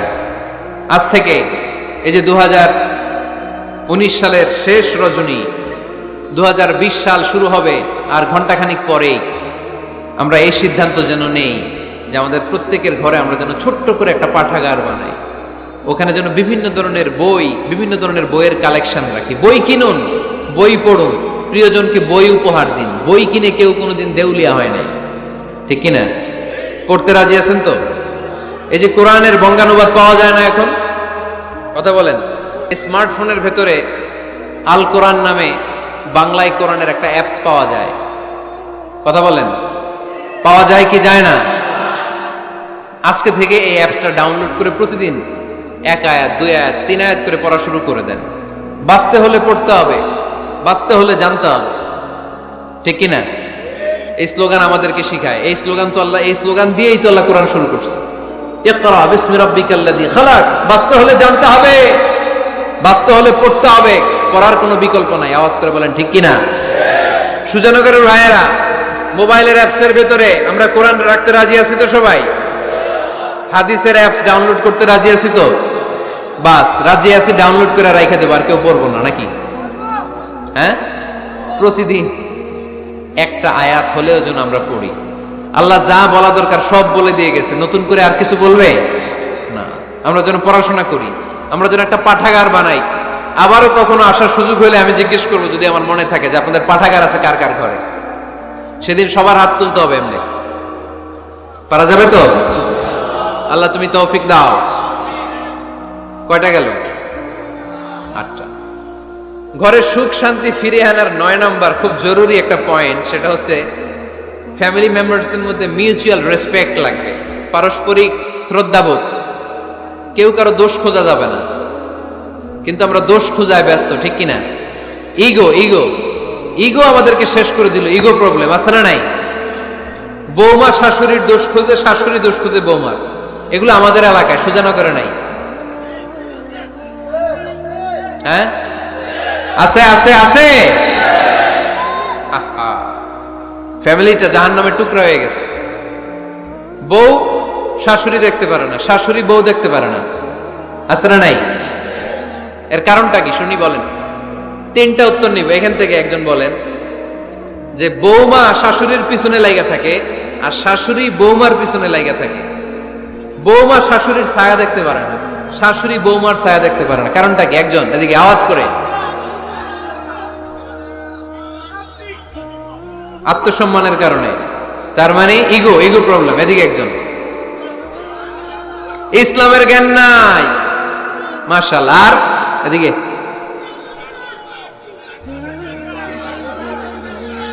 স্টার জলসা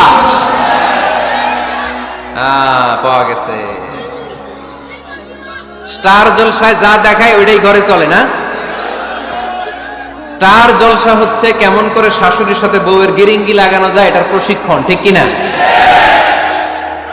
ভয়ঙ্কর। তাহলে এগুলো দেখা বাদ দিতে হবে। এগুলো যতক্ষণ ঘরে থাকবে হবে না, হবে না। রিমোট কন্ট্রোল কেড়ে নিবেন, কেড়ে নিয়ে মাইল লাগাই দিবে।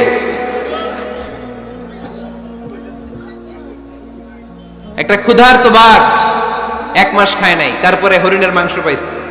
ওই বাঘের বুঝ দিলেও বাঘের কাছ থেকে হরিণের মাংস টেনে নেওয়া যায়, কিন্তু আমাদের মা বোনদের হাত থেকে হিন্দি সিরিয়ালের জন্য টিভির রিমোট কন্ট্রোল কেড়ে নেওয়া যায় না।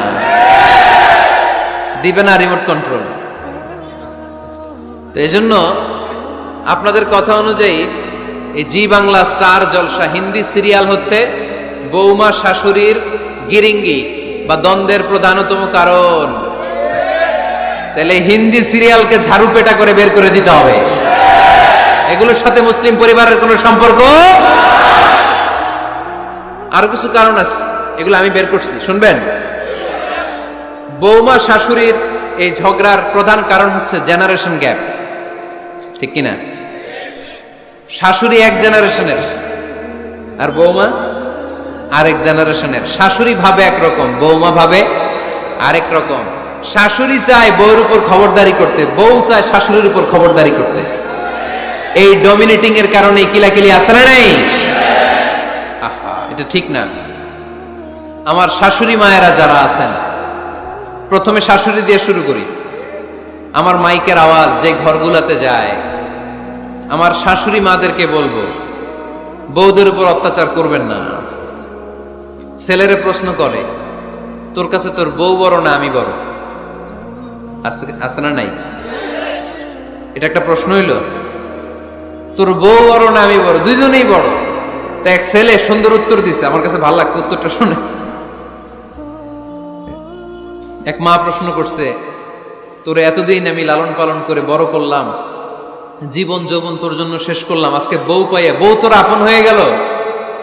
এবার ছেলে উত্তর দিছে, মা, আমার মুখ থেকে মা ডাক শোনার জন্য তুমি কি কষ্টটাই না করছো জীবনে। 10 মাস আমারে পেটে ধারণ করলা, খাইতে পারো নাই, বমি করছো, খালি ওষুধ খাইছো, তোমার পেট কেটে আমারে বের করা হয়েছে, 2 বছর আমারে দুধ খাওয়াইছো, পেশাব পায়খানা পরিষ্কার করেছো, বয়স যখন 3-4 তখন তোমার আমি মা ডাকছি। এই মা ডাকটা শোনার জন্য তুমি এত কষ্ট করছো, আর আরেকবারের মাইয়া এই ঘরে আইসাই তোমার মা ডাকা শুরু করছে। যেই মেয়েটা তোমারে মা ডাকে সে আমার আপন হবে না কেন মা? এই মা ডাক শোনার জন্য তুমি এত কষ্ট করলা, আমার লালন পালন করলা, 10 মাস পেটে ধরলা, পেশাব পায়খানা পরিষ্কার করলা, এরপরে মা ডাক শুনতে পারছো। আর আরেকবারের মেয়ে জানা নাই চিনা নাই এসেই তোমার ডাকা শুরু করছে মা। তো যে আমার মারে মা ডাকে তার স্থান তো আমার কলিজায়, ঠিক কিনা? শাশুড়ি আম্মারা যারা আছেন, প্লিজ বৌমাদেরকে কষ্ট দিয়েন না। অনেক শাশুড়ি আছে পান থেকে চুন খসলে রেগে যায়, পদে পদে স্ত্রীর ভুল ধরে, বউয়ের ভুল ধরে, আছে না নাই? এটা করবেন না। সে তো নতুন, আপনার অনেক এক্সপিরিয়েন্স হতে তার সময় লাগবে, তাকে সময় দিন, তাকে ভালোবাসুন, ঠিক কিনা? না বুঝে সামান্যতে বৌমারে বদদোয়া দেয়, এরকম আছে না নাই? কিন্তু বুঝতে চায় না, বৌমারে যদি বদদোয়া দেয় তাহলে তার নিজ ছেলের পরিবারের ক্ষতি, পেটে ধরা যে ছেলে, ছেলের পরিবারের কিন্তু ক্ষতি, তার আপন নাতি নাতনিদেরই ক্ষতি। আওয়াজ করে বলেন ঠিক কিনা? বৌমাকে বদদোয়া দিয়েন না। বৌমাকে নিজের মেয়ের মতো দেখবেন। সমাধান আমি দিচ্ছি, কেমন দেখতে হবে? নিজের মেয়ের মতো। নিজের মেয়ে সকালে ঘুম থেকে ওঠে 11টা, ওইটা সমস্যা নাই। বৌমা কেন উঠলো না, ওইখানেই ঝামেলা, আছে না নাই? মেহেরবানি করে আপনার বৌমাকে আপনার নিজের মেয়ের মতো দেখেন। নিজের মেয়েরে যেমনি আদর করেন তাকেও অমনি আদর করেন। আপনার বৌমারে যদি আপনি কষ্ট দেন, মনে রাখবেন আপনার নিজের মেয়েটাও আরেকবারের বউ হয়ে কয়েকদিন পরে যাবে। আপনি যা যা করবেন আপনার মেয়েকেও তারা ওই রকম কষ্ট দিয়ে বাড়িতে ফিরিয়ে দিবে। চিল্লায় বলেন ঠিক কিনা? খবরদার, টিট ফর ট্যাট। ইট্টি মারলে পাটকেলটি খেতে হয়। এজন্য শাশুড়ি আম্মা জানারা যারা আছেন, বৌমার সাথে খারাপ আচরণ করবেন না মেহেরবানি করে। তাকে আপনি কষ্ট দিলে আপনার নিজের মেয়েটাও আরেক বাড়ির বৌমা হবে, সেও ওই বাড়িতে এই কষ্টগুলো ভোগ করবে। এগুলো যখন আপনি শুনবেন তখন আপনার চোখ দিয়ে পানি পড়বে কি পড়বে না? পড়বে। এবার আসেন বৌমার কথা বলি। বৌমা যারা আছেন মেহেরবানি করে, বৌমা যারা আছেন মেহেরবানি করে আপনার শাশুড়ি আম্মাকে নিজের মায়ের জায়গায় রাখবেন। আপনার বাড়ি ছেড়ে নতুন বাড়িতে আসছেন, তো এটাই তো আপনার বাড়ি। আপনার মা রেখে দিয়ে নতুন মা পাইছেন, এটাই তো আপনার মা। তো ওনাকে মায়ের জায়গায় বসাতে আপনার সমস্যাটা কোথায়? বৌমারা খেয়াল রাখবেন, আপনি আপনার শাশুড়ির সাথে যে আচরণটা করতেছেন, আপনার শেষ বয়সে আপনার ছেলের বিয়ে দেওয়ার পরে যে বৌমাটা আসবে ওই আচরণই আপনাকে ফিরিয়ে দিবে। The nature has its own return. প্রকৃতির একটা মাইর আছে, এটা শেষ মাইর, এটা শেষ খেলা। প্রকৃতির খেলা বড় খেলা। আপনি আপনার শাশুড়ির সাথে যে আচরণ করবেন, আপনার শেষ বয়সে আপনি একদিন শাশুড়ি হবেন, এটা মাথায় রাখবেন। ওই আচরণই আপনি ফিরে পাবেন। আওয়াজ করে বলতে হবে ঠিক কিনা? এজন্য 9 নাম্বার পয়েন্টস হচ্ছে মিউচুয়াল রেসপেক্ট। সবাই যেন সবাইকে ভালোবাসি। দোষ ছাড়া মানুষ নাই, সবার দোষ আছে। আমরা যেন একে অন্যের দোষ না খুঁজি। বৌমারা, আপনাদের কানে যদি আমার মাইকের আওয়াজ যায়, অল্প কিছু টেকনিক অবলম্বন করলেই আপনি আপনার শাশুড়ির মন জয় করতে পারবেন। শাশুড়িরা আসলে বেশি কিছু চায় না, আগের জামানার মানুষ তো, এদেরকে ওইভাবে হাত করতে হবে। মাঝে মাঝে একটু শাশুড়ির মাথায় তেল দিয়ে দিন, চুলে তেল দিয়ে দিবেন আর কি, মাঝে মাঝে চুল আশ্রয় দিবেন, এগুলো কিন্তু খুব পছন্দ করে শাশুড়িরা। ওনার প্রেশারটা একটু মেপে দিবেন, ডায়াবেটিক্সের ওষুধটা খাইলো কিনা সময় মতো খোঁজ নিবেন, কি পছন্দ করে খেতে একটু রান্না করে দিবেন। যেই বক্তার ওয়াজ শুনতে পছন্দ করে ওই বক্তার ওয়াজগুলো ডাউনলোড করে শাশুড়ি আম্মাকে দিবেন, ইসলামী বই দিবেন। দেখবেন বয়স্ক নারীরা মাহফিল যেতে খুব পছন্দ করে, ওয়াজ শুনতে খুব পছন্দ করে। নবীদের কাহিনীগুলো শুনতে পছন্দ করে, বসায় বসায় একটু কাহিনীগুলো শোনাবেন। বাইরে বেরোলে জিজ্ঞেস করেন, আম্মা আপনার কিছু লাগবে কিনা। আর একটা টিপস আছে, চুল যখন আশ্রাবেন আর শাশুড়ির মাথায় যখন তেল দিয়ে দিবেন, তখন অতীতের কথা জিজ্ঞেস করেন, দেখবেন অতীতের স্মৃতিতে হারিয়ে গিয়েছে আপনার শাশুড়ি। কি জিজ্ঞেস করবেন জানেন? জিজ্ঞেস করবেন, আম্মা জান, মুক্তিযুদ্ধের সময় আপনার বয়স কত ছিল? ওই সময় মুক্তিযুদ্ধের সময় আপনাদের এলাকায় কি কি হয়েছিল মা? আরেকটা প্রশ্ন করবেন, মা বিয়ের সময় আপনি কেমন ছিলেন? ওই দিন দেখবেন বুড়ি আর বুড়ি নাই, জুয়ান হয়ে গেছে। ওই দিন বলবে, মা আমি অনেক সুন্দরী ছিলাম, আমার মাথায় অনেক চুল ছিল, আজকে নাই। আমগো গ্রামে আমার সাথে সুন্দরী মাইয়া ছিল না। অতীতের স্মৃতিতে, স্মৃতি হাতড়াতে হাতড়াতে তিনি হারিয়ে যাবেন। জিজ্ঞেস করবেন যে, মা শীতকালে আপনাদের দেশে কি পিঠা বানাতেন আপনি যখন ছোট ছিলেন? আপনার বাপ চাচারা কি করতো? এগুলো জিজ্ঞেস করলে উনি স্মৃতির পাতা হাতড়াতে হাতড়াতে চোখ দিয়ে দাঁড় দাঁড় করে ওনার পানি ঝরতে শুরু করবে। আপনার জায়গায়, ওনার হৃদয়ের মনি কোঠায় এমন জায়গায় পৌঁছবে, আপনার ছাড়া উনি কিছুই বুঝবে না। বৌমারা, এই অল্প কিছু টিপস অবলম্বন করে আপনারা আপনাদের শাশুড়ির মনকে জয় করতে পারেন। শাশুড়ি বৌমার দ্বন্দ্ব আমরা চাই না। আমরা চাই শাশুড়ি বৌমাকে নিজের মেয়ের মতো জানো, আর বৌমার শাশুড়িকে আপন মায়ের মতো ভালোবাসুক, ঠিক কিনা? এই মিউচুয়াল রেসপেক্টই পারে শাশুড়ি বৌমার দ্বন্দ্বকে দূর করতে, আর ঘরটারে শান্তি টুকরা বানাতে। আওয়াজ করে বলেন ঠিক কিনা? কয়টা গেল? আর আছে কয়টা? দোয়া করবেন একে অপরের জন্য। দোয়া, সাইয়েদনা ইব্রাহিম ফ্যামিলির জন্য দোয়া করতেন, রাব্বি জাআলনি মুকিমাস সালাতি ওয়া মিন যুররিয়াতি রাব্বানা ওয়া তাকাব্বাল দুআ। ও আল্লাহ, আপনি আমারে নামাজ কায়েমকারী বানান, আমার কলিজার টুকরা সন্তান ইসমাইলকেও নামাজ কায়েমকারী বানান। আমার দোয়াটা আপনার দরবারে আপনি কবুল করে নেন। সুবহানাল্লাহ পড়েন। রব্বানা ইন্নী আসকানতু মিন যুররিয়াতি বিওয়াদিন গায়রি যী যারইন ইনদা বাইতিকাল মুহাররাম। ও আল্লাহ, আমার সন্তান সন্ততি, আমার ফ্যামিলিকে ধুধু মরুপ্রান্তর এই উপত্যকার মধ্যে তোমার কাবা ঘরের সামনে রেখে গেলাম, তাদেরকে তুমি নামাজ কায়েমকারী বানিয়ে দিও। গোটা বিশ্বের সব মানুষের অন্তর আমার ফ্যামিলির দিকে আল্লাহ তুমি ঝুঁকিয়ে দিও। ওয়ারযুকহুম মিনাস সামারাত, ফলমূল দিয়ে আল্লাহ তুমি তাদেরকে রিজিকের ব্যবস্থা করে দিও। তার মানে সব নবীরা তাদের পরিবারের সদস্যদের জন্য দোয়া করতেন কি করতেন না? আবার কোরআন আমাদেরকে শিখালো, রব্বানা হাব লানা মিন আজওয়াজিনা ওয়া মিন যুররিয়াতিনা কুররাতা আ'য়ুন ওয়াজআলনা লিল মুত্তাকিনা ইমামা। ও আল্লাহ, এমন নেককার সন্তান, এমন নেককার স্ত্রী আপনি আমাকে দান করেন, যাদের দিকে তাকালে আমার চোখ দুইটা ঠান্ডা হয়ে যায়। চক্ষু শীতলকারী স্ত্রী দেন। বিয়ে যাদের হয় নাই, ইয়াং ছেলেরা এই দোয়াটা করবা। বিয়ের জন্য দোয়ার দরকার আছে না নাই? প্রতিদিন এই দোয়া করবা, আল্লাহ এমন স্ত্রী দেন, এমন জীবন সঙ্গিনী আপনি আমাকে দেন, এমন লাইফ পার্টনার দেন যার দিকে তাকালে আমার চোখ জুড়িয়ে যায়। এমন সন্তান আল্লাহ আপনি আমার ফ্যামিলিতে দেন, যাদের দিকে তাকালে আমার চোখ দুইটা ঠান্ডা হয়ে যায়। নেককার সন্তান, নেককার স্ত্রী আল্লাহর কাছে দোয়া করে চেয়ে নিতে হয়। তাহলে ফ্যামিলি মেম্বার একে অপরের জন্য দোয়ার দরকার আছে না নাই?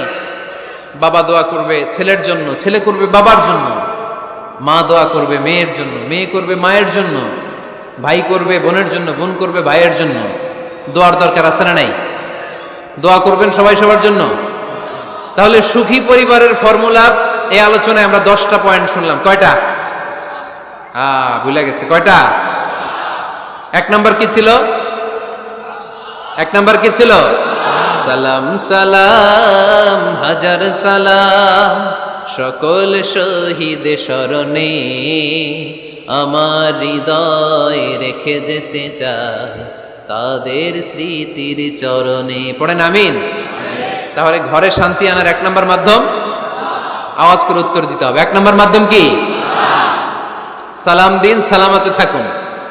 জান্নাতি আমেজ যদি ঘরের মধ্যে পেতে চান, সালাম দিন। সালাম মানে শান্তি। সালাম দেই না, এজন্য ঘরে শান্তিও নাই। 1 নম্বরে সালাম। 2 নম্বরে হচ্ছে মূর্তি টুর্তি ছবি এগুলো টাঙিয়ে রাখা যাবে, হিন্দি সিরিয়াল, উলঙ্গ দৃশ্য এগুলো দেখা যাবে, তাহলে ঘরে শান্তি দিবে কে? 3 নাম্বার, ঘরে নামাজ পড়তে হবে মাঝে মাঝে। ফরজ নামাজ মসজিদে পড়ে ঘরে এসে সুন্নাহ নফলগুলো, অথবা তাহাজ্জুদের সময় জামাতে নামাজ। The family that prays together stays together. যে ফ্যামিলি একসাথে সালাত পড়ে ওই ফ্যামিলি ভাঙে না। ওই ফ্যামিলির পুরো সদস্যদের মধ্যে শান্তি সম্প্রীতি দিয়ে এই সমৃদ্ধি বাড়িয়ে দেয় কে? 4 নাম্বার, একসাথে খাবার খাবেন। 5 নাম্বার, একে অপরকে কোরআন তেলাওয়াত করে শোনাবেন। ফজরের পরটা যেন হয় কোরআনের সুমধুর ধ্বনি দিয়ে মুখরিত আমাদের ঘর। স্ত্রীর কোলে মাথা রেখে কোরআন তেলাওয়াত করবেন। মাসে একটা সূরা নির্ধারণ করে মুখস্থ এবং তাদাব্বুরে কোরআন বুঝবার চেষ্টা করবেন। 6 নাম্বার, বেড়াতে যাবেন। জাফলং, কক্সবাজার, হাকালুকি, হাওরে যে হারিয়ে যাবেন সবাই। 7 নাম্বারে, গুরুত্বপূর্ণ সিদ্ধান্ত নিতে ফ্যামিলি মিটিং করুন। সেক্ষেত্রে স্ত্রী, সন্তান সবার পরামর্শের, মতামতের গুরুত্ব দিন। 8 নাম্বারে, পারিবারিক পাঠাগার গড়ে তুলুন, পড়ার অভ্যেস গড়ে তুলুন, নতুন নতুন বই কিনুন, বই মেলায় যান। সুজানগরে, সিলেটে, মৌলভীবাজারে কোনো বই মেলা হয় কখনো? ওখানে যাবেন, বই কিনেন, বই পড়েন, প্রিয়জনকে বই উপহার দিন। 9 নাম্বার, কেউ কারো দোষ খুঁজবেন না। একে অপরের দোষ না খুঁজে একে অপরকে ভালোবাসতে শিখুন। শাশুড়ি বৌমার যে দ্বন্দ্ব আর সংঘাত, এগুলোর নিরসন হয়ে যাবে অচিরেই, ঠিক কিনা? 10 নম্বর পয়েন্ট হচ্ছে, একে অপরের জন্য দোয়া করুন। সবাই সবার জন্য দোয়া করলে ঘরটারে সমৃদ্ধ করে দিবে কে? এজন্য আল্লাহ বললেন, ইয়া আইয়ুহাল্লাযীনা আমানু কু আনফুসাকুম ওয়া আহলিকুম নারা وقودها الناس والحجارة عليها ملائكة غلاظ شداد لا يعصون الله ما أمرهم ويفعلون ما يؤمرون। সুবহানাল্লাহ পড়েন। ওহে বিশ্বাসীরা, নিজেরাও জাহান্নামের আগুন থেকে বাঁচো, পরিবারকেও জাহান্নামের আগুন থেকে বাঁচাও।